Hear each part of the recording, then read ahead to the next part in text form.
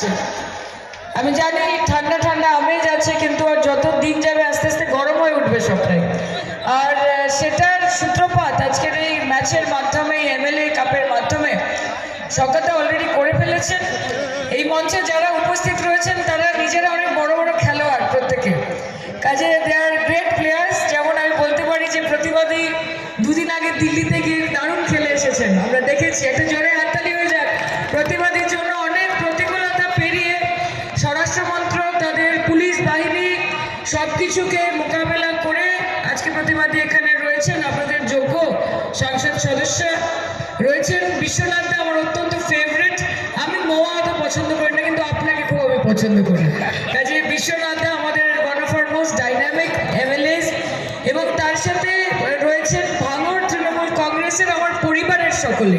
ঝর্ণাদি রয়েছেন, শাহজাহান দা রয়েছেন, বাহারুল ভাই থেকে শুরু করে মোমিনুল দা রয়েছেন, খয়রুল রয়েছে, মহসিন দা রয়েছেন, রিন্টু রয়েছে, তার সাথে গৌতম বাবু রয়েছেন, তার সাথে রহিম দা রয়েছেন। কারণ নাম মিস করে গেলে আমি দুঃখিত, কিন্তু ভাঙড় তৃণমূল কংগ্রেস আমাদের সঙ্গে রয়েছে, এবং রয়েছেন শওকত মোল্লা। তার ব্যাপারে কিছু বলার, মানে আমি কি বলবো, আমার বিশেষ সাধ্যই নেই ওনার ব্যাপারে বলার।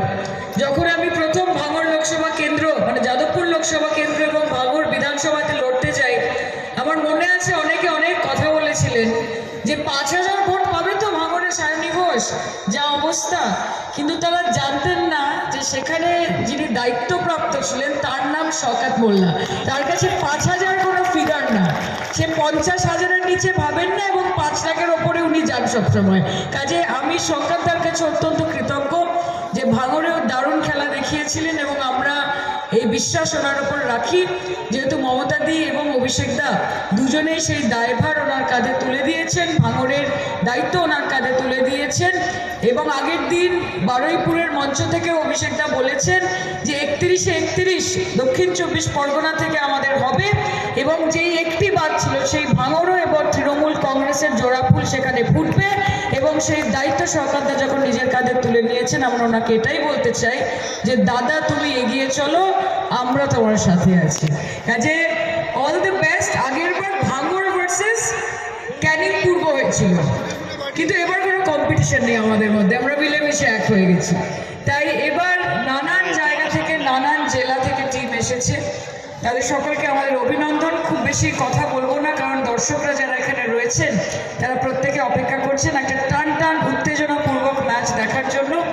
আরেকবার বলি যে আমরা সকলে হয়তো ছোট বড় প্লেয়ার রয়েছি, আমাদের যে সব থেকে দারুণ বড় প্লেয়ার তার নাম হচ্ছে অভিষেক ব্যানার্জি, এবং আমাদের যিনি কোচ তার নাম হচ্ছে মমতা ব্যানার্জি।